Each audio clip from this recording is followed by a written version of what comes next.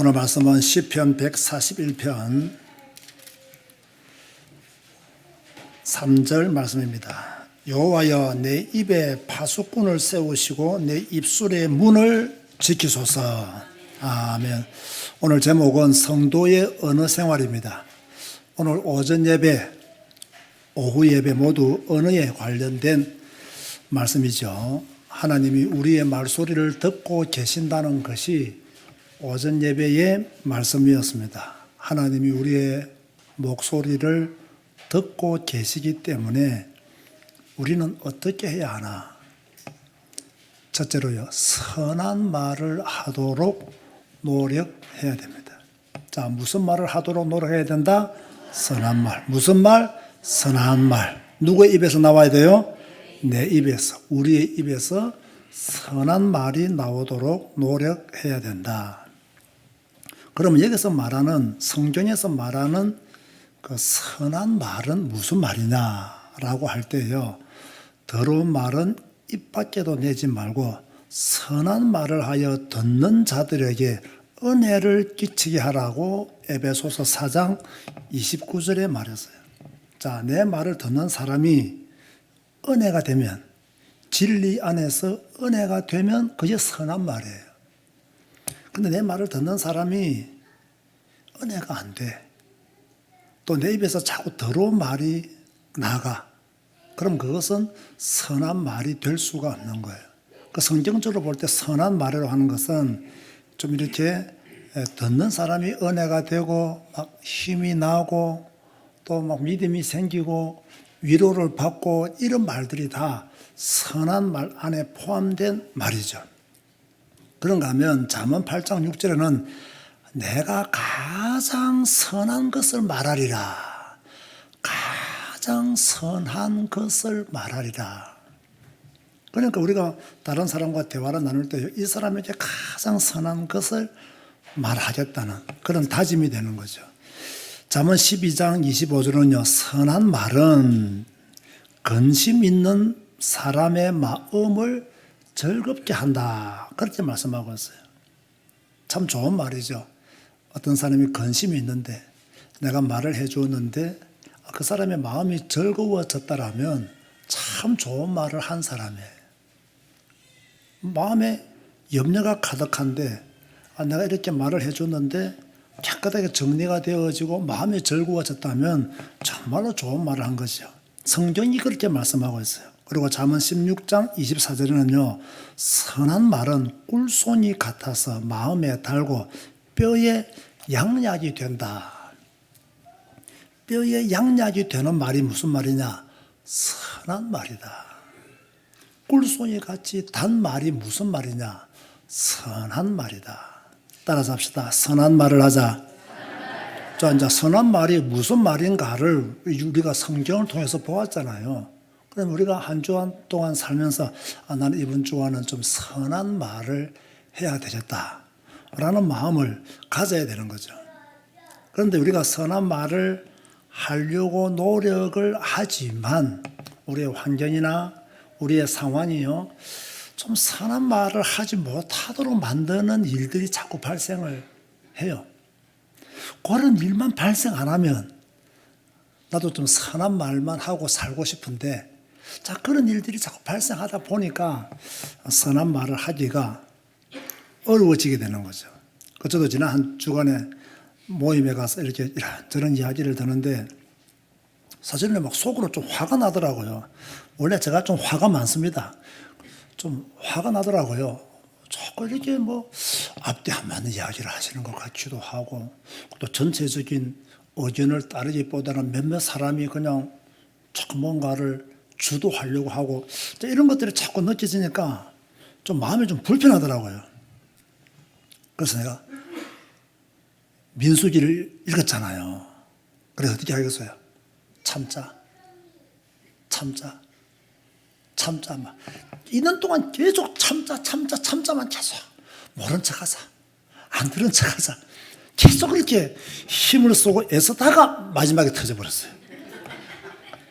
마지막에 어찌됐든 자주간 뭐 그렇다고 제가 악한 말을 한 건 아닙니다. 악한 말을 한 것이 아니고 우리가 함께 이 일을 만들어 갈 때는 이런 것들을 우리가 참고도 하고 다른 사람의 의견도 듣고 전체적으로 무리가 없도록 일을 진행해야 되지. 대다수가 반대하는데 좀 힘 있는 몇 사람이 찬성한다고 해서 그 사람 의견을 따라간다면 이 회가 모여야 될 이유가 뭐냐고. 그러면서 언제나 회장님은 전체적인 이야기를 잘 듣고 전체가 유익하도록, 그리고 만약에 무엇을 결정해야 될 때는 지극히 적은 숫자가 좀 양보하도록 만들어야지, 다수가 양보하고 지극히 적은 숫자가 힘 있는 사람이라고 해서 그 사람을 중심으로 일을 해간다면 이 힘 없는 사람들은 이곳에 참여할 이유가 무엇이냐고. 자, 그렇게 이야기를 했어요. 저는 힘 없는 사람이냐? 저는 그 모임에서 힘 없는 사람은 아니에요. 나는 힘 있는 사람이지만 힘을 안 쓰는 거죠. 힘을 발휘하지 않는 거죠. 할 필요가 없는 거죠. 그냥 임원들이 잘 알아서 해나가면 되는데 그런 점이 조금 부족해 보이더라고요. 그럴 때에도 무슨 말을 해야 된다? 선한 말을 하도록 노력해야 돼요. 내가 열받았으니까, 내가 화가 났으니까, 내 기분을 막 퍼붓는 이런 말들은 우리가 조심해야 되는 거죠. 저도 이런 약점이기 때문에 조심하려고 무진장 애를 많이 씁니다. 두 번째로요, 성도는 입술을 제어하는 능력을 가지고 있어야 됩니다. 자, 무엇을 제어하는 능력을 가져야 된다? 입술. 야고보서 1장 19절에 보면 듣기는 속히 하고 말하기는 더디하며, 말하기는 더디하며, 이 말은 뭐냐? 입술을 제어하는 능력을 가져야 된다. 성내기도 더디하라. 말하기 더디하고 성내기도 더디하라. 그러나 듣기는 속히 들어라. 듣고 입술을 제어하는 능력을 가져라 라고 말씀하고 있는 거예요. 잠언 10장 19절에 보면요, 말이 많으면 허물을 면치 어려우나, 그렇죠, 말이 많으면요 허물을 면치 어려워요. 그 입술을 제어하는 자는 지혜가 있다, 그렇게 말씀하고 있어요. 지혜 있는 자 되시기를 주님 이름으로 고면드립니다. 그런가 하면 잠언 29장 20절에는요, 언어에 조급한 자보다 미련한 자에게 더 바랄 것이 있다. 그러니까 언어에 조급한 자가 되면요, 미련한 자보다 더 어리석다는 이야기예요. 잠언 17장 28절에는 미련한 자라도 잠잠하면 지혜로운 자로 여겨진다. 이게 진짜 맞는 말 같아요. 진짜 맞는 말씀이죠. 성경 말씀인데. 그죠? 이렇게요, 뭐 다른 사람들 이렇게 모여서 이야기를 하잖아요. 그러면 가만히 있어 보면요, 말하는 사람은 누구를 의식하게 되느냐? 말 안 하는 사람을 의식하게 돼 있어요. 가만히 있어 보면요. 저도 그날요, 끝까지 다 들었거든요. 다 들어서 다른 사람들의 말들을 굉장히 많이 했어요. 많이 했는데 나는 끝까지 가만히 있었어요. 내가 왜 마지막에 터졌다고 말하냐면요, 나한테 안 물어봤으면 내가 안 터졌을 거예요. 그 윤 목사님 어떻게 생각하십니까? 묻는 바람에 내가 터져본 거거든요. 끝까지 잠잠해야지, 참아야지. 그리고 뭐 진리도 아니니까 생각했는데 좀 그렇더라고요. 그 잠잠하면요, 지혜로운 자로 여겨지는 거예요. 그렇다고 해서 뭐 할 말을 하지 않고 살아라는 이야기는 아닙니다. 무슨 말이냐면 입술을 제어하는 능력을 가져야 된다는 거예요. 말을 해야 될 때에도 예의와 격식을 갖추어서 말할 수 있는 입술을 제어하는 능력을 가져야 된다는 거예요. 그런데 성도들 중에서는 다른 은사는 다 받았는데 입술을 제어하는 능력을 못 받았어. 이러면 그 은사 다 필요 없습니다. 그 입술 때문에 뭡니까? 모든 것이 추해져 버립니다. 모든 것이 추해져 버려요. 그런가 하면 성도는요, 거짓말을 하지 말아야 됩니다. 이거는 불신자도 마찬가지죠. 성도만의 문제는 아니에요. 왜 우리는 거짓말을 하면 안 되느냐? 요한복음 8장 44절에 마귀는 거짓의 아비요 거짓말장이라고. 우리가 거짓말을 시킨다는 것은, 그죠? 마귀를 우리의 아비로 모신다는 것과 동일한 말이거든요. 마귀의 길을 간다는 것과 똑같은 말이거든요. 그래서 우리는 거짓말을 하지 않아야 된다. 특별히 이 거짓말은요, 남을 완전히 속이는 정도도 그냥 단순한 선한 의도로 속이는 것이 아니라 다른 사람에게 피해를 크게 주는 그런 거짓말들은 하지 말아야 된다. 에베소서 4장 25절에는요.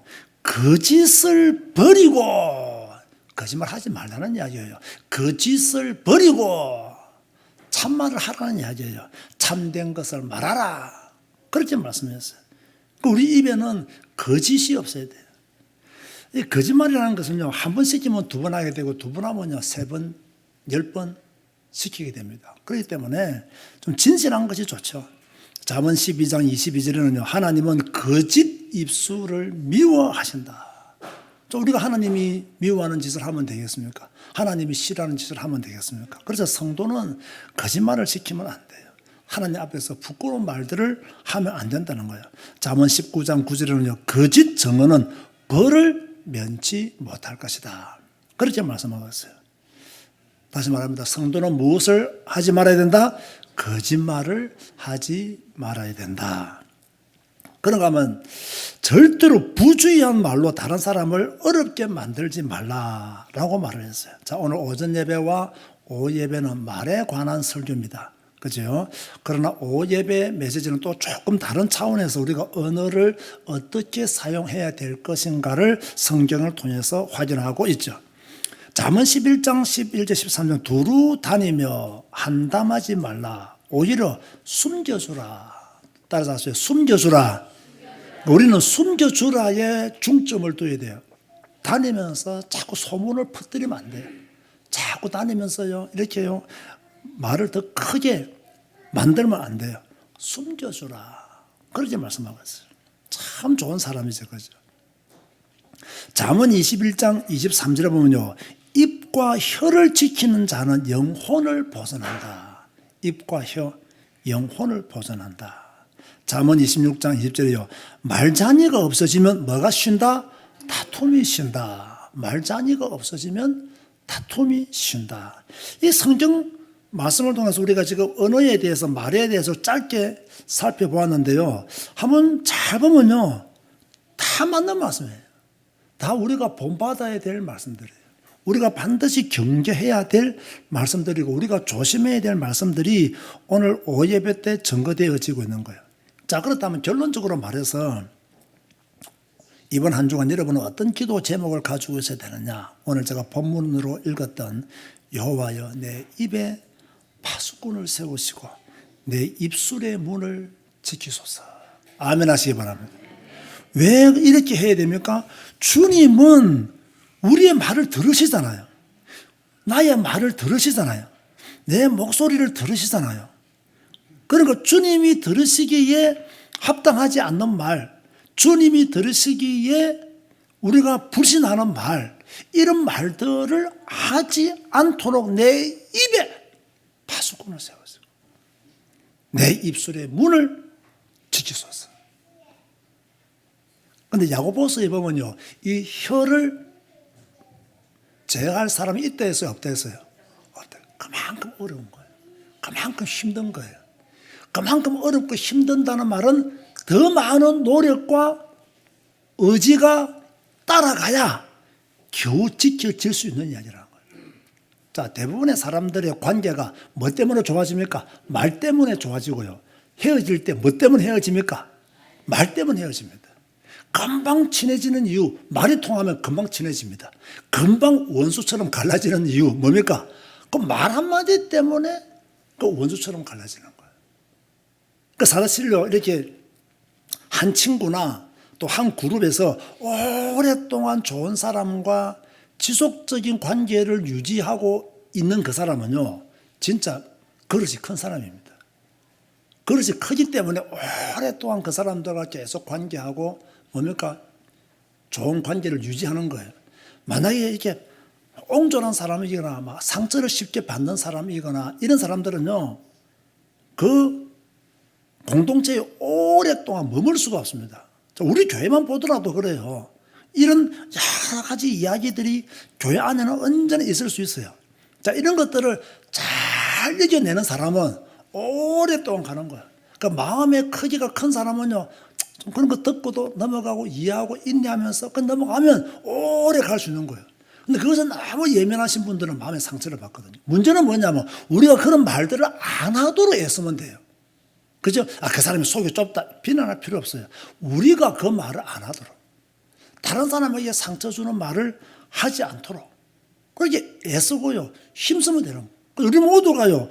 우리 모두를 지켜줘야 돼요.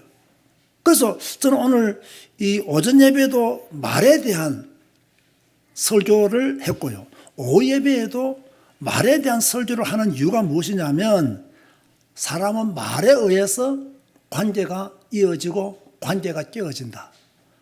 또 하나님도 우리의 말을 통해서 역사하시기도 하고 또는 책망하시기도 하신다. 그렇다고 한다면 우리의 언어의 중요성, 그냥 뭐 바른 말합시다, 고운 말합시다, 뭐 예에 갖추어서 말합시다. 그것도 다 중요하지만 하나님 앞에서 우리의 언어 생활, 또 다른 성도들과의 관계 속에서 우리의 언어 생활, 이것이 우리 교회 공동체와 하나님과 나 사이에 어떤 영향을 미치는지에 대한